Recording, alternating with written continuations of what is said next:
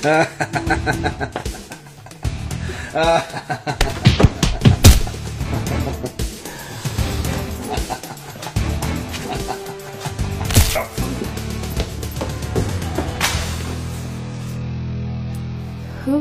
are you?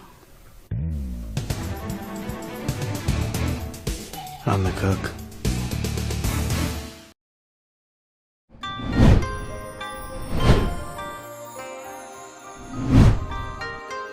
So Shinobi in the current season has two different builds, 1. Survival and skill cooldown, 2. Glass cannon. We use the same black sword for bleeding, and before we start, we need to know about Hex Bonded Summon. Bonded Summon can give the fate bound from the main weapon to our clones, while Hex Bonded Summon is still at controversy. Some said it works, and some don't. But let's test it out on the usual weapon fate bound, backlash and blowout.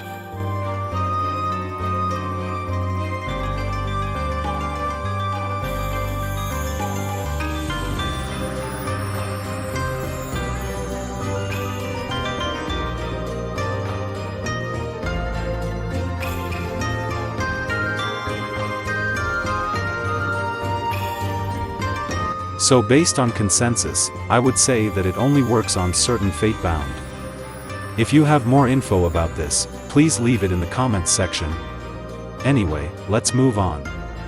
For survival and skill cooldown build, we use these fate bounds for main and offhand weapons.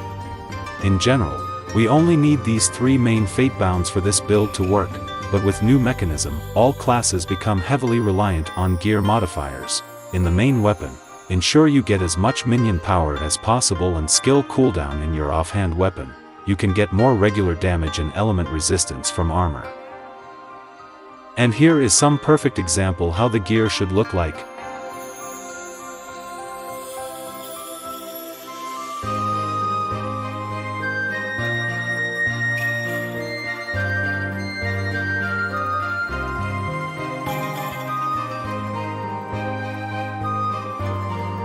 Here is the list of some offhand weapons for snapshot.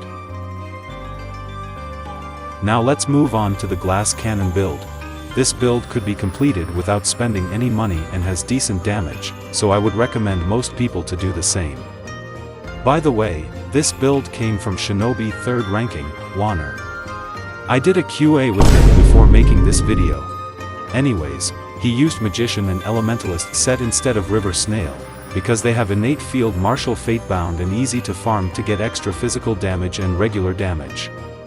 Using intelligent gears also help us increase our elemental resistance, with the expense of lower HP.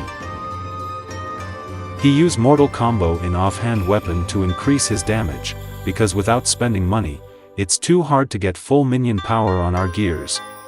Here is the example of both builds. For the skill allocation, just use this as a reference because everyone has different priorities. Now let's see how first rank Shinobi do his Scarecrow and Valkyrie.